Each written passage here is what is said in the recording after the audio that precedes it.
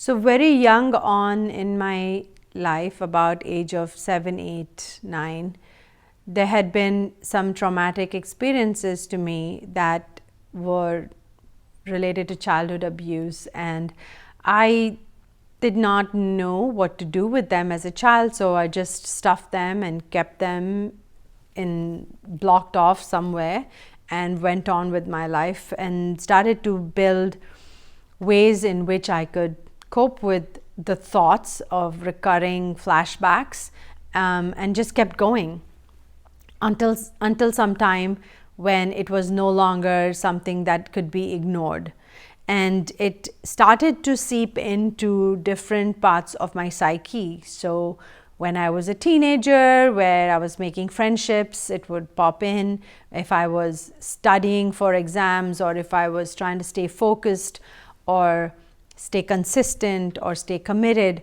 all these areas of my life were being somehow psychologically affected by my childhood traumas. And I didn't know that. I didn't know that for a very long time. But when I turned 20, 21, I came across a teacher, and it was at that age that I, at 21, started to find a way to find some sort of relief from the inner turmoil and confusion that I was having.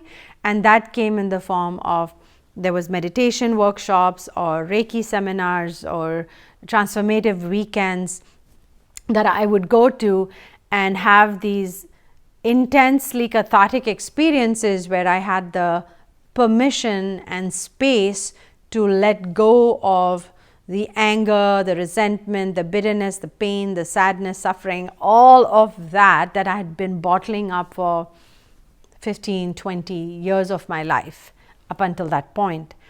And so my relief from my childhood traumas didn't come from just sitting in meditation and suddenly achieving enlightenment. They came from going deeper into what was hurting and understanding the pain and the anger, and actually finding the relief and the pain and the release from those traumas by going fully into them, with, of course, guided support with very experienced teachers and experts and in transformation, and spiritual teachers and leaders, and not something I did on my own. It was something that was guided and held with love and with generosity and compassion that helped me find it. So going to a place of freedom from my trauma came from going through the trauma, not from locking the trauma up and saying, you go there, I'm going to go be spiritual now. That I tried, it didn't work. So the only way it has ever worked for me, and with the people I have had the privilege of working with, is by holding that which is hard and difficult to be with sometimes. And through that, in Sanskrit there's a word called tapas. It's the commitment, it's the dedication. And by staying true to that discomfort and not abandoning the pain that's within, that it goes away. I know it sounds counterintuitive. Why would you want to be with something that's uncomfortable? But it is how that works. It's by being with that which needs the attention that it actually dissipates, it dissolves and disappears. So that soon after that, I say soon after that, but that was a process of 10 years for me of walking through that cycle over and over again, till one day I noticed that, oh, it's not there anymore. That thing has lifted. That's actually not a problem in my life anymore. It doesn't bother me.